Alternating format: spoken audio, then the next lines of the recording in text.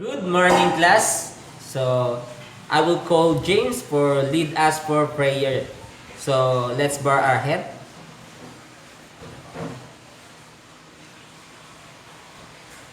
Amen. So, good morning again, class. So, I hope you are good today. So, how is your day? Okay, mukhang good naman, no? So, who is absent for today? Okay, very good, no? Walang umabsent. Talagang ganadong-ganado ang aking mga estudyante ngayon. So, before we proceed our lesson, let's review our topic we discussed yesterday. So, I will call Anthony. So, Anthony, what is our lesson we discussed yesterday? Okay, very good, no? So, before we start our lesson, I have videos here. Analyze and observe. After you analyze the videos, I will be asking you a question. Okay? So, here's the videos.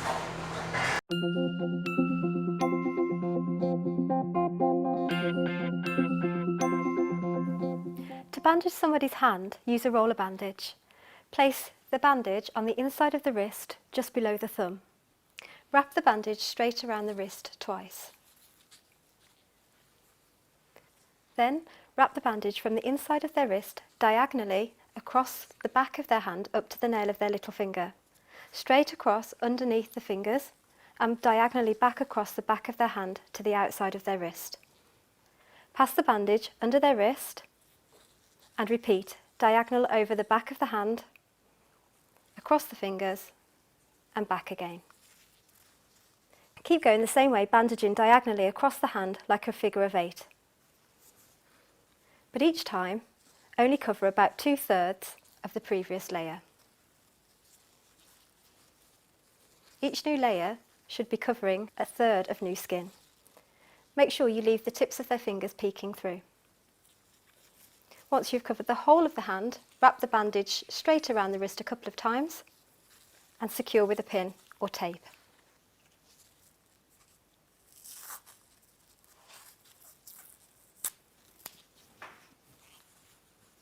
To check the circulation, squeeze the fingernail for 5 seconds.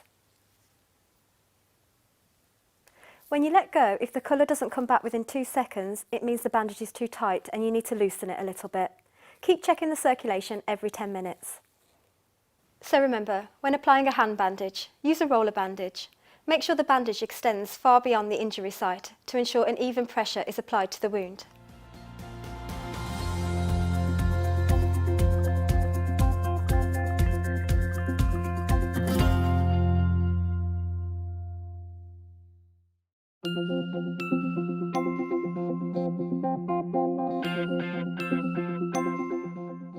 You should use a sling to stop someone's arm moving to protect it and prevent further damage. There are 2 types of sling, an arm sling and an elevation sling, and both can be made using a triangular bandage.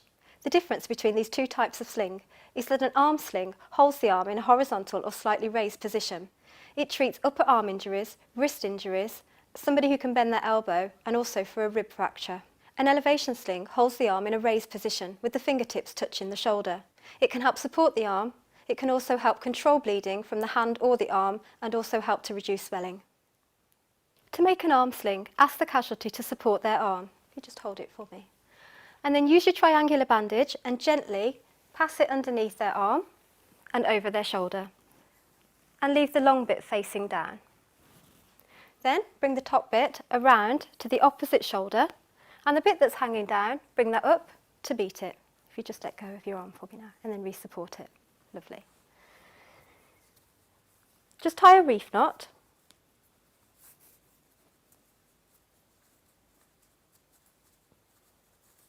And then tuck the corners underneath. And make sure the whole of the arm is supported, down to the little finger. With the bit that's left over, just twist it until it becomes nice and tight and it snugly fits in around the elbow. To make an elevation sling, first ask the casualty to support their injured arm. you just support it there for me, and the fingertips should be touching the shoulder. Lay your triangular bandage over the injured arm. Just get the casualty to hold it in place. Just hold it there for me. Come underneath the arm, around the back, and then tie using a reef knot.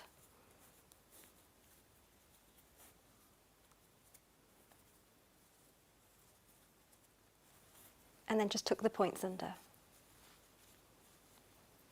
With the bit that's left over, just twist it until it's nice and tight and it fits snugly in by the elbow.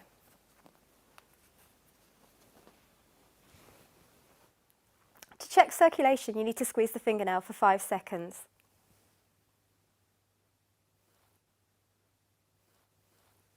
When you let go, the colour should return within 2 seconds. If it doesn't, it means the sling is too tight and you need to loosen it a little bit.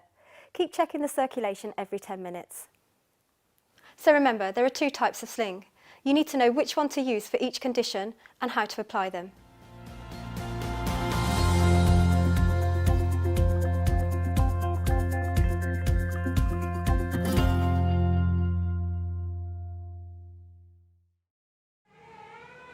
For a question, give an explanation of what kind of bandaging used in the videos. Okay, Monica? Very good. Who else? Okay, Carlo. Very good, mga anak. For your own ideas, what is the first aid bandaging? Okay, very good. So, I will discuss the step by step for the first aid bandaging. So, here's the first step. Step 1. Dress the wound. Put on the gloves or use other protection to avoid contact with the victim's blood. Clean the wound with mild soap and water. Apply the small layer of topical antibiotic if desired. Place a clean dressing over the entire wound. Gauze dressing let an ear for fast healing. Non-stick dressing have a special surface that won't cling to the wound. If blood soaked to the dressing, place another dressing or cover the first one. Step 2. Cover the bandage.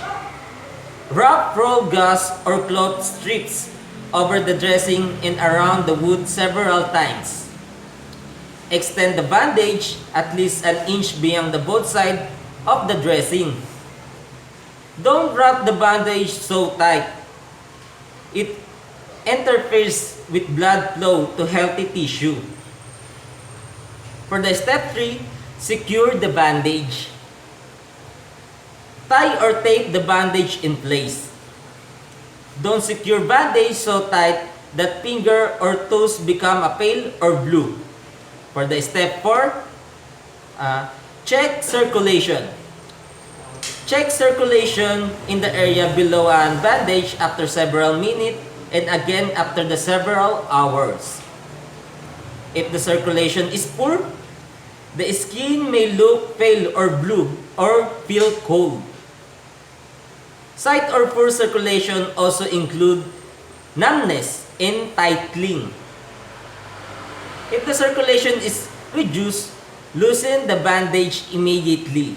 If the symptoms continue, seek medical attention. Here's the type of bandaging. So, first is triangular. Triangular bandage could be used of many parts of the body to support and immobilize.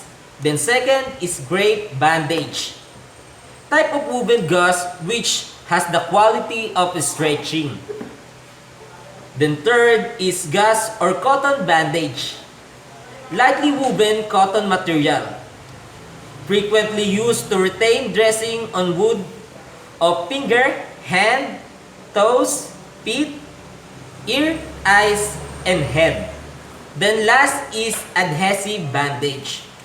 Used to retain dressing and also used where application of an area needed.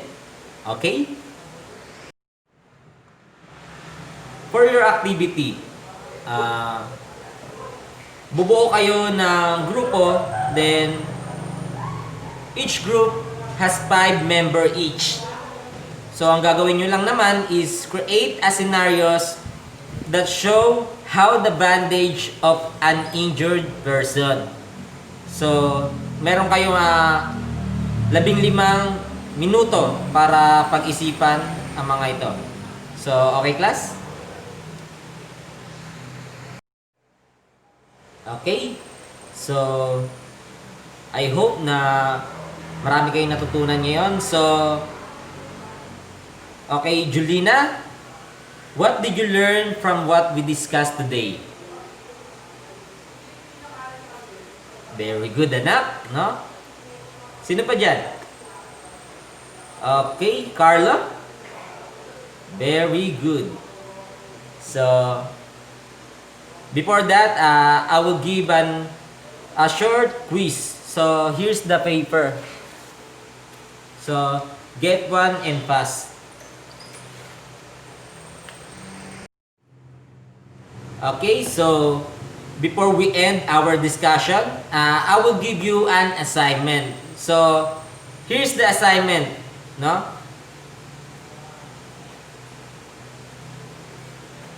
Okay, so that's all for today. Class dismissed. Goodbye, class, and God bless.